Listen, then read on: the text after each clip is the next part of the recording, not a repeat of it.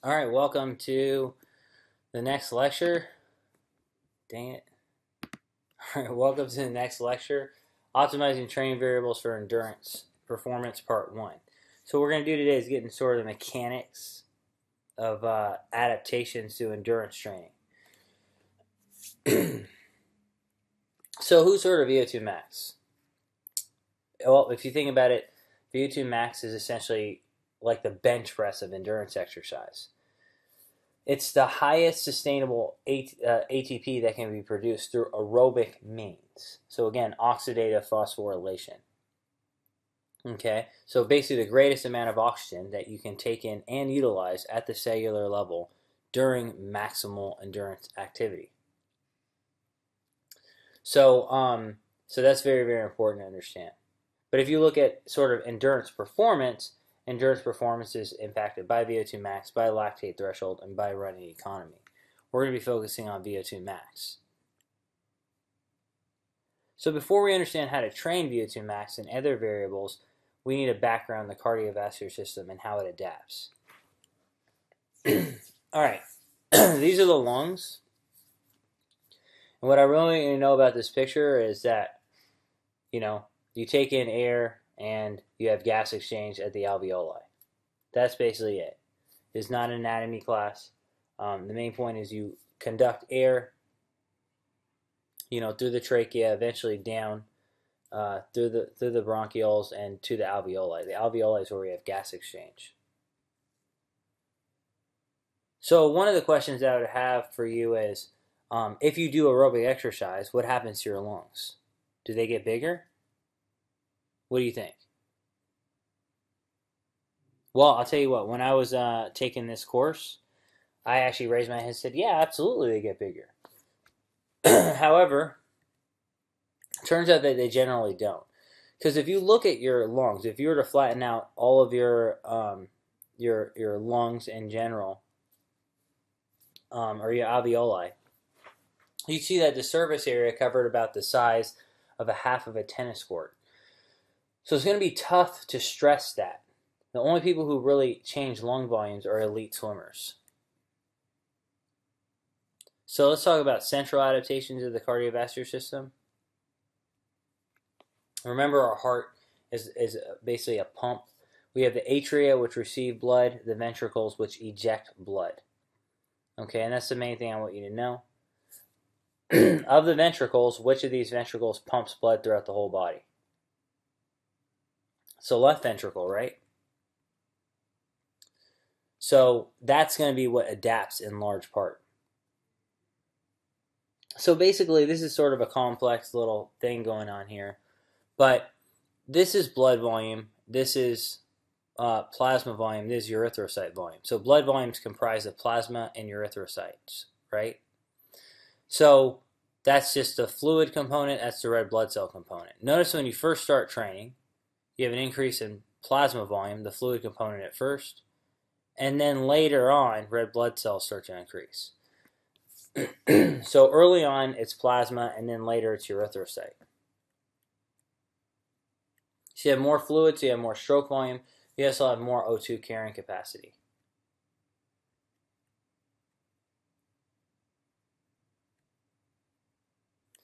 Now, let's talk about structural change of the heart. Again, we're talking about the left ventricle. So athletes face two forms of overload of the heart. So think about this for a second. Your heart, you have the walls of the heart, which has the myocardium or the muscle, and then you have the chamber size. Right? So if I go back here, you see this is the walls of the heart, and then that's the chamber size. Okay? We have two types of hypertrophy. When we contract, right, what happens is we're ejecting blood out through the aorta, right, throughout the body.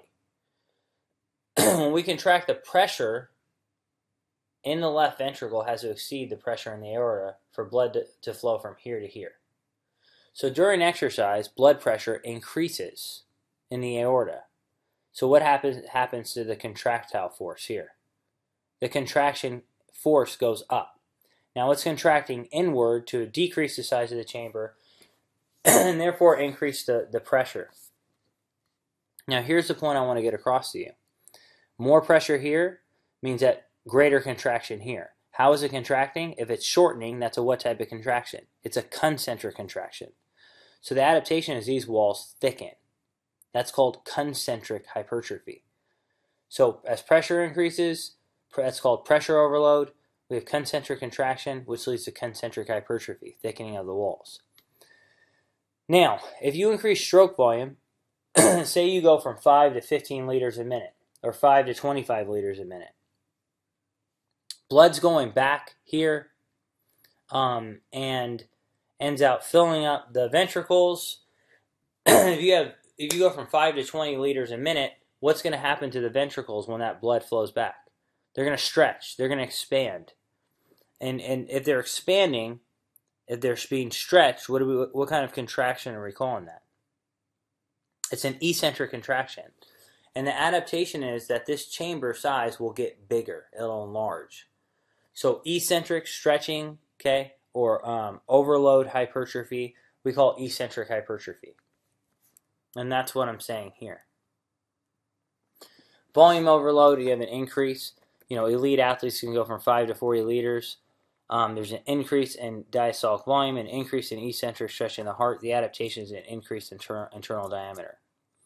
Pressure overload is pressure during exercise causes the heart to contract harder. The adaptation is an increase in ventricular wall thickness. That's concentric hypertrophy. So if you look at a power lifter or a strength athlete, their volume overload, or their essentially cardiac output, goes from 5 to 7 liters a minute to 10. So not much volume overload. So you might get a little bit of eccentric hypertrophy. But pressure goes from 120 to 480, right?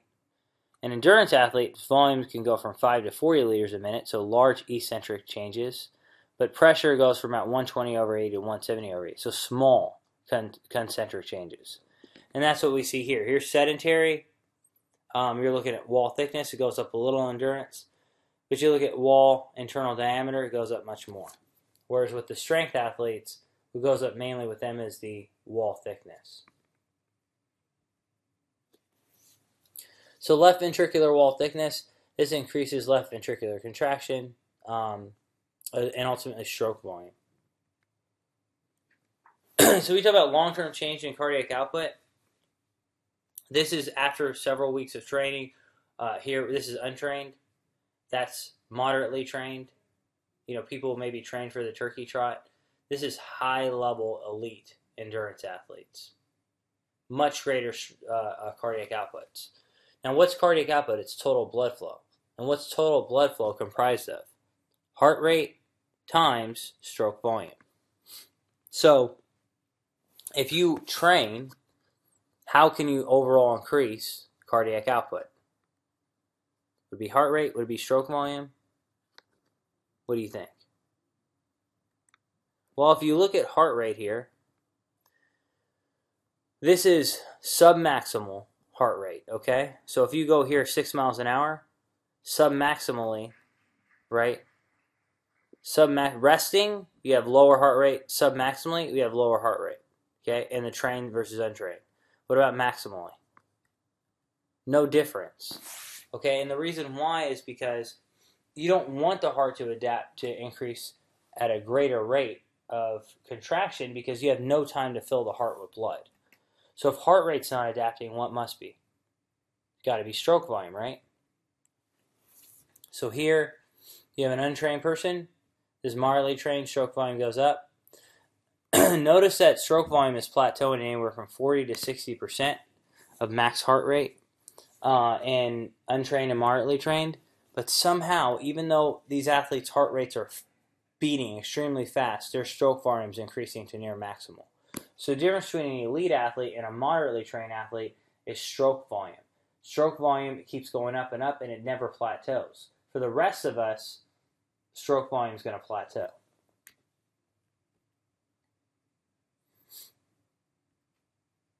Okay, I would say take a break, but you can pause it if you like. This is my cat Diego, and that's Mercedes there chilling. Okay. So let's talk about VO2 max. Now we know about adaptations. Again, basically, VO2 max assumes this, and it was made by A.V. Hill, or it was termed by A.V. Hill. There's an upper limit to oxygen uptake that we all have. There's inter-individual differences in VO2 max. Now what that means is that between you and me, there's going to be differences in VO2 max. Between everyone in this class, there'll be differences in VO2 max. And then 3, you could line us all up by our VO2 maxes in the room, and the people with the highest would probably beat people who had lower VO2 maxes. So this suggests that VO2 max is a prerequisite for success in middle and long distance running or cycling. So what I would do is I would put someone on a treadmill 6 miles an hour. I increase it to 7. You see an increase in VO2. 8, increase in VO2. 9, you see it plateau. If I increase it to 10 miles an hour, you'd see no increase. That's VO2 max.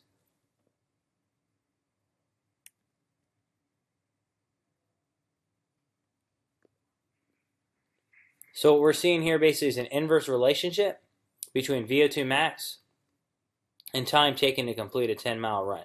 People with higher VO2 maxes complete the 10-mile run faster.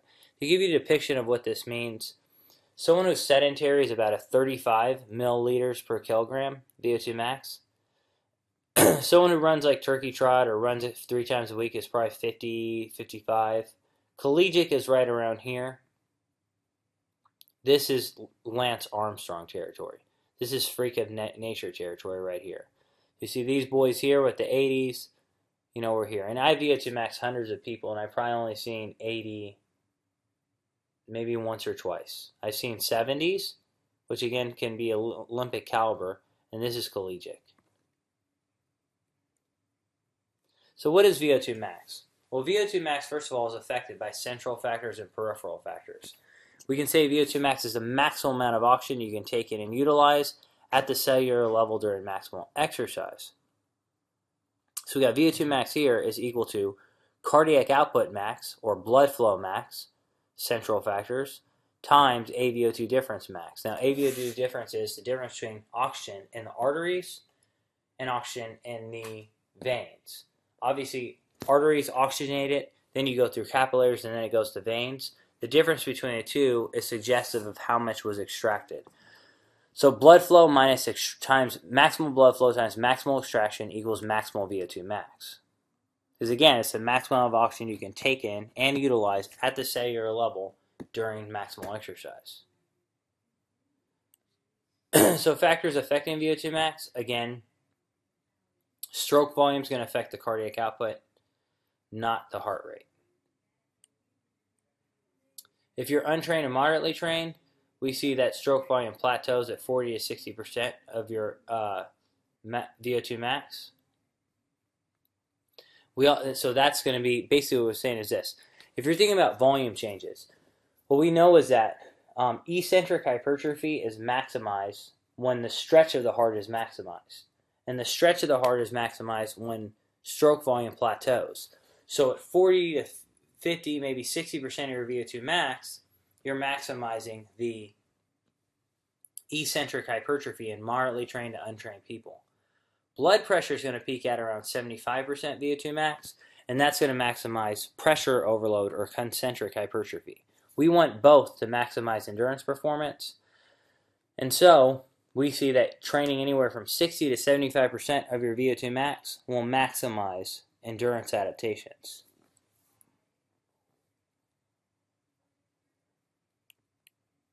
We see that here. Moderately trained individuals and untrained individuals trained at 60 to 75% VO2 max. That's cardiac output before, that's cardiac output after, right? AVO2 difference before, AVO2 difference after. Stroke volume before, stroke volume after. So this works. However, this is looking at an elite endurance athlete. Now if you look, Green found that 13 nationally ranked distance runners ran at 72% max heart rate on average. So that falls within this 65 to 75% VO2 max. So they kept doing that for years, from 1992 to 1995. This is their VO2 max before, and this is after several years. What's happening? It's plateaued. So these findings lead many authors to suggest, because think about it, they're using the ideal prescription, right? 65, 75% long duration. So these findings led many authors to suggest that elite runners have maxed out their genetic potential for increases in VO2 max from submaximal endurance training. So, hey, that's it, right? Well, let me ask you this. Is an elite endurance athlete the same thing as an untrained or moderately trained? Are they the same people? As far as training experience, the answer is no. So let's look at this. You look at someone who's moderately trained or untrained, stroke volume plateaus at 40 to 60%. You look at highly trained, stroke volume plateaus all the way till maximal. Now, when did I say eccentric hypertrophy was maximized? When stroke volume plateaued. Well, it goes all the way up till maximal in well-trained people. So you're not going to do that any longer at 60% of your VO2 max. What are you going to have to train at? Damn near maximal. If you look at blood pressure also doesn't plateau at 75. Instead, it goes all the way to 100 in trained people. So what this means is that you're going to have to put in some training at 100% VO2 max if you're going to get these adaptations. If you look here, you have individuals here with 71 VO2 maxes, which is elite. They did one interval session, ran at VO2 max per week. They got 2% increases in VO2 max over 4 weeks. Now, that, to me, is huge when you're talking about elite athletes. These people, 2 interval sessions, 5% increases. 2 interval sessions at VO2 max, 5% increases. So it means that as our training age increases, we got to start using VO2 max, training at VO2 max. Yes, you keep your long runs going, but you still need to include high-intensity intervals, or you're not going to break through VO2 max plateaus. Okay.